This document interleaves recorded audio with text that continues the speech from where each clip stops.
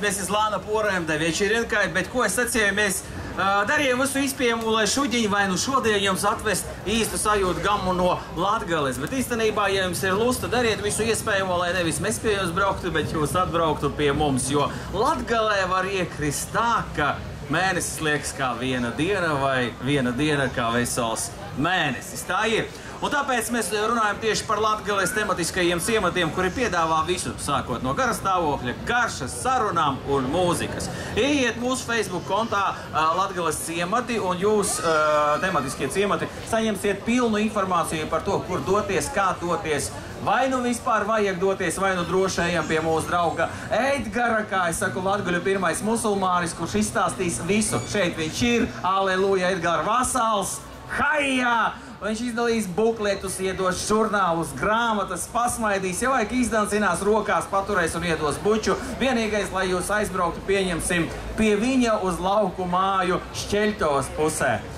Bet, ja tā īsi bija, es bez šaubām izstāstīšu par katru no ciematiem kodolīgāk un garāk, bet, ja īsi atgādināšu, ka mēs jums piedāvājam tādus ciematus, kā pieņemsim Višķu amatnieku ciemats, nākotnes Ozolu ciemats, tirgus ciemats, muzikantu ciemats, goda saimnieču ciemats, turku pirts ciemats, raibās pūralādes ciemats, Līksnes muižas parka ciemats.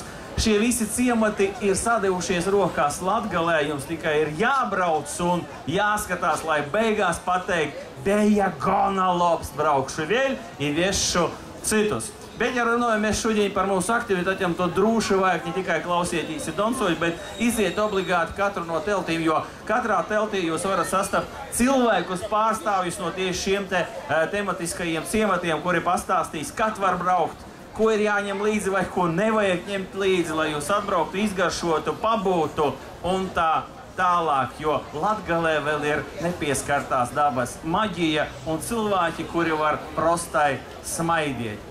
Tāda ir nu patiesība, bet pēc kāda brīža mēs atkal ķeramies pie šlāģeriem, jo migla, vai nu migla, kā jūs sakat, ir tieši tā šlāģeru grupa, kura nāk no Aglonas puses. Visiem ir asociācijas, ka Aglonā mēs varam braukt tikai lūgt visu vareno, bet ir grupā ir cilvēki, ir šlāģeru komanda, kuri dzied tā, ka mēs latgaļie sakam, zirgi smējās, jā, malači un iesaista visus pārējos arī līdzās.